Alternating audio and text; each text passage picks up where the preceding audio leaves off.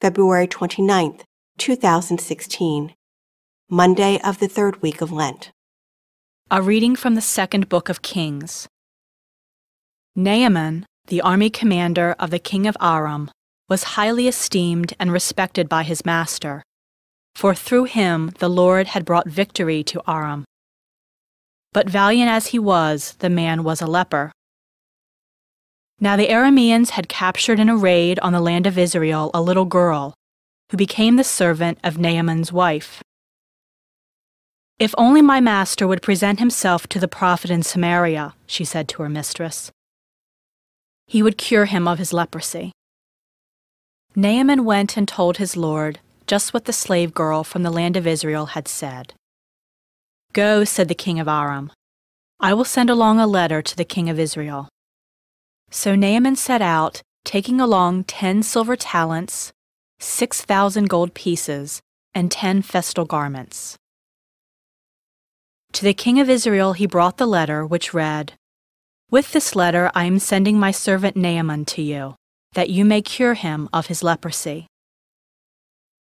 When he read the letter, the king of Israel tore his garments and exclaimed, "Am I a God with power over life and death, that this man should send someone to me to be cured of leprosy?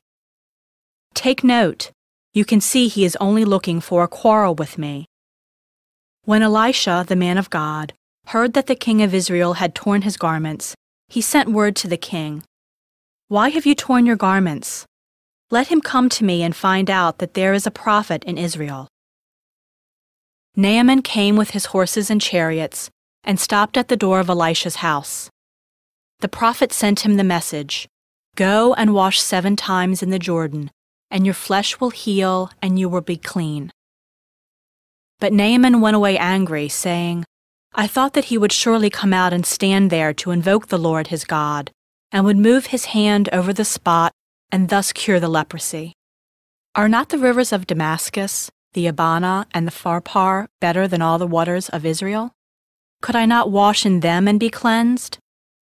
With this he turned about in anger and left. But his servants came up and reasoned with him.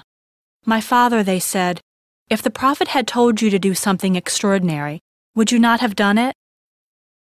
All the more now, since he said to you, 'Wash and be clean,' should you do as he said." So Naaman went down and plunged into the Jordan 7 times at the word of the man of God. His flesh became again like the flesh of a little child, and he was clean. He returned with his whole retinue to the man of God. On his arrival he stood before him and said, "Now I know that there is no God in all the earth except in Israel." The word of the Lord. The response is, "Athirst is my soul for the living God. When shall I go and behold the face of God? As the hind longs for the running waters, so my soul longs for you, O God. Athirst is my soul for the living God. When shall I go and behold the face of God? Athirst is my soul for God, the living God. When shall I go and behold the face of God? Athirst is my soul for the living God. When shall I go and behold the face of God? Send forth your light and your fidelity.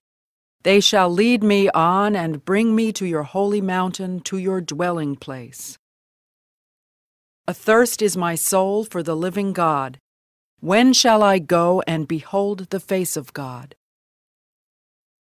Then will I go into the altar of God, the God of my gladness and joy. Then will I give you thanks upon the harp, O God, my God. Athirst is my soul for the living God. When shall I go and behold the face of God? A reading from the Holy Gospel according to Luke. Jesus said to the people in the synagogue at Nazareth, "Amen, I say to you, no prophet is accepted in his own native place.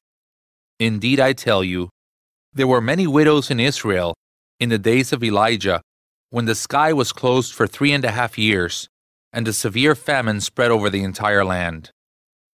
It was to none of these that Elijah was sent, but only to a widow in Zarephath in the land of Sidon. Again, there were many lepers in Israel during the time of Elisha the prophet, yet not one of them was cleansed, but only Naaman the Syrian.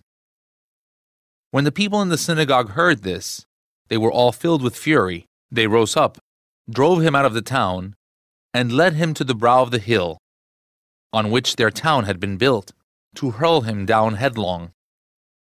But he passed through the midst of them and went away. The Gospel of the Lord.